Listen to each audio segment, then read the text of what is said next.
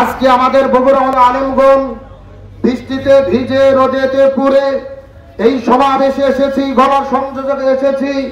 আমাদের উদ্দেশ্য শুধু জামাত ইসলামকে ক্ষমতায় বসানো নয়, আমাদের উদ্দেশ্য হলো কোরআনকে ক্ষমতায় বসানো। দলের ক্ষমতা চাই না, আমরা কোরআনের ক্ষমতা চাই। কিন্তু স্বাধীনতার 54 বছর পার হয়েছে, যারাই ক্ষমতায় এসেছে কেউ কোরআনের শাসন কায়েম করেনি। সুতরাং আজকে জামাত ইসলাম যখন বলেছে আগামীতে ক্ষমতায় গেলে কোরআন সুন্নাহর শাসন কায়েম হবে, এই জন্য বাংলাদেশের উলামায়ে কেরাম জামাত ইসলামের পক্ষে কাজ করা আমরা আমাদের ঈমানের দায়িত্ব বলে মনে করেছি। কারণ আল্লাহর কোরআন বলেছেন, আল্লাযীনা ইম্মাক্কান্নাহুম ফিল আরদি আকামুস সালাহ ওয়া আতাউজ যাকাত ওয়া আমারু বিল মারুফ ওয়া নাহাউ আনিল মুনকার।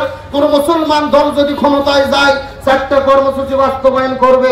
1 নম্বর নামাজ বাধ্যতামূলক করবে, 2 নম্বর যাকাত ভিত্তিক অর্থনীতি কায়েম করবে, 3 নম্বর ভালো কাজ চালু করবে, 4 নম্বর মন্দ কাজ বন্ধ করবে।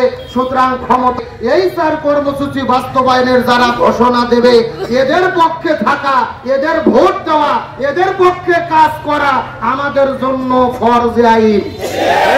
এখন প্রশ্ন করবেন, হুজুর জামাত ক্ষমতা না, কোরআনকে ক্ষমতায় বসানোর কাজ করা ফরজ আইন। নামাজ রোজা হজ যাকাত যেমন ফরজ, কোরআন সুন্নাহর শাসন কায়েমের কাজ করাও তেমনি রূপে ফরজ। সুতরাং আজকের প্রোগ্রাম থেকে তামাম বাংলাদেশের ইমাম, মুয়াজ্জিন, খতিব, আলেমদেরকে বলতে চাই, আর আমাদের বসে থাকার সময় নেই। বাংলাদেশের আলিয়া কওমি হেফাজত চরমোনাই সমস্ত দলাদল ভুলে একতাবদ্ধ হয়ে যদি আমরা রাজপথে নামতে পারি, আগামীতে ইসলাম ক্ষমতায় যাবে, কোন জালেম ক্ষমতায় যেতে পারবে না। কিন্তু আমাদের মনে কষ্ট লাগে মাঝে মধ্যে কোন আলেম আমরা দেখি নিজেদের আলেম পরিচয় দিয়ে স্বার্থন্যাসের জন্য বাংলাদেশের এক বক্তা মাওলানা জুনাইদ আল হাবিব দাঁড়ে থেকে বক্তব্য দেয়। ওনার মুখে বর্তমানে চাঁদাবাজদের পক্ষে আমরা খুবই প্রশংসা শুনতেছি। আমরা পরিষ্কার করে বলি, 2-4টা আসনের ভাগ পেয়ে এমপি হওয়ার জন্য মুসলিম উম্মার ভেতরে ফাটল তৈরি করে যারা চাঁদাবাজদের সঙ্গে যোগ দেবে, জাতীয়দেরকে মুনাফিক আর গাদ্দারের খাতায় নাম লিখে রাখবে। আমরা বাংলাদেশের আলেম ওলামা ঐক্যবদ্ধ হয়েছি। যারা শেখ হাসিনাকে কওমি জলিল উপাধি দিয়েছিল, যারা শাপলার রক্তের সঙ্গে গাদ্দারি করেছিল, আজকে তারাই আলেম ওলামার ঐক্যতে ফাটন ধরানোর চেষ্টা করতেছে। সুতরাং আমরা ঐক্যবদ্ধ হব। স্বাধীনতার 54 বছর গেছে, কেউ শান্তি দিতে পারেনি। বাবার নীতি, বেটির নীতি, চাচার নীতি, চাচির নীতি দিয়ে এই জমিনে শান্তি কায়েম হবে না। আগামীতে শান্তি কায়েমের জন্য আমাদেরকে কোরআনের নীতি কায়েম করতে হবে। আগামীতে কোরআনের নীতি কায়েম হোক, আমরা কি চাই?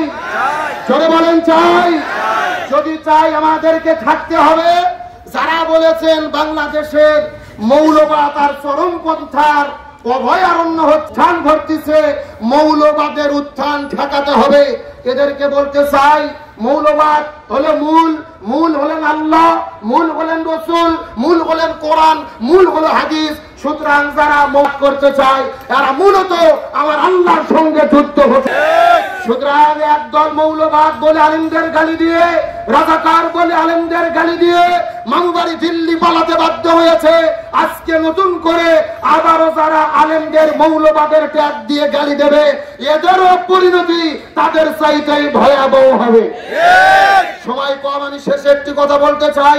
আমাদের ডক্টর মোস্তফা ফয়সাল পারভেজ ভাই আপনাদের এলাকার নমিনি দাঁড়িপাল্লার পক্ষে, আমাদের প্রতিপক্ষ প্রিয় বন্ধুরা অনেক ভাইয়েরা অভিযোগ করেন যে ফয়সাল পারভেজের বাড়ি হলেন শাহজাহানপুর, নন্দীগ্রাম, কাহালুতে কি কোনো প্রার্থী ছিল না?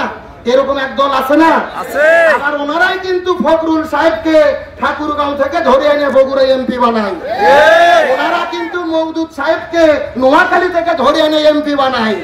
সুতরাং বলতে চাই, মোস্তফা ফয়সাল পারভেজের বাড়ি ঠাকুরগাঁও নয়, নোয়াখালীতে নয়, পারভেজের বাড়ি হলো আমাদের বগুড়ায়। তিনি সৎ, যোগ্য, মেধাবী ছাত্রের নেতৃত্ব দিয়েছেন। সুতরাং আমি মনে করি মোস্তফা ফয়সাল পারভেজ ভাই যদি এমপি হয়, শুধু কালু নন্দীগ্রামের উন্নয়ন নয়, তিনি এমপি হলে পুরো বাংলাদেশের তিনি উন্নতি অগ্রণী ভূমিকা পালন করবে। সুতরাং আলোচনা শেষ। আপনাদের বলতে চাই, আল্লাহ রসুলের কোরআনের বিধান সংবিধান মেনে আল্লাহর কোরআন কায়েম করতে গিয়ে আমাদের যদি মৌলবাদ বলে, আমরা কি মৌলবাদ হতে রাজি আছি? তুমি কে, আমি কে? মৌলবাদ মৌলবাদ ওরা কারা, ওরা কারা, চাঁদাবাজ, ওরা কারা, ওরা কারা, চাঁদাবাজ চাঁদাবাজ তুমি কে, আমি কে? মৌলবাদ মৌলবাদ ওরা কারা, তারা কারা? চাঁদাবাজ আগামীর বাংলাদেশ, কোরআনের বাংলাদেশ দেখতে কারা কে দেখান? লিল্লাহি তাকবীর। আসসালামু আলাইকুম ওয়া রাহমাতুল্লাহি ওয়া বারাকাতুহু।